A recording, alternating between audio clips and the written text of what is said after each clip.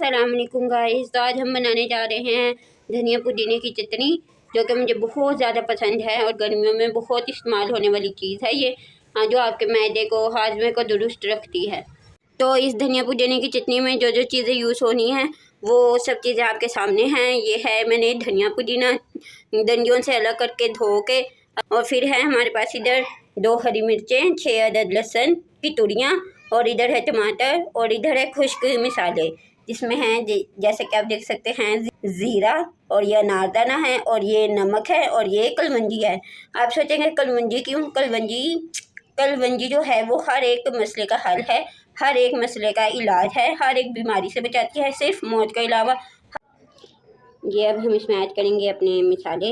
इसमें जाएगा टमाटर, और ये हरी मिर्च, और ये लहसुन डल चुका है जैसे कि आप देख रहे हैं। और अब इसमें जाएंगे ये खुश्क मसाले, खड़े मसाले। बिस्मिल्लाहिर्रहमानिर्रहीम। तो जनाब अब हम इसे पीसने लगे हैं।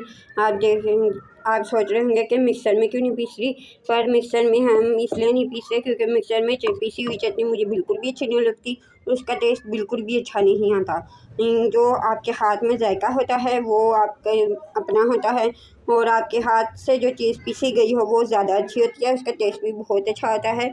और टेस्ट वाली चीज़ें सब लोगों को ही पसंद आती हैं, और ख़ास तौर पे पाकिस्तान में तो टेस्ट के बगैर कुछ भी नहीं चलता।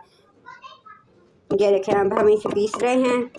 अपने टेस्ट से ही ये चीज़ें पहचानी जाती है, तो कोशिश किया कीजिए कि जूसर का इस्तेमाल ये चटनियों वगैरह में थोड़ा कम किया कीजिए। ये देखें हमारी चटनी तैयार हो चुकी है। आप इसे अभी खाएं या सेव कर लें, फ्रिज में बोतल में रख के इसे सेव कर लें। आगे जैसे कि रमज़ान आ रहा है, तो रमज़ान जैसे इफ्तारी में हम समोसे रखते हैं, समोसे के साथ ये चटनी खाएं, इंजॉय करें, आपको बहुत अच्छी लगेगी।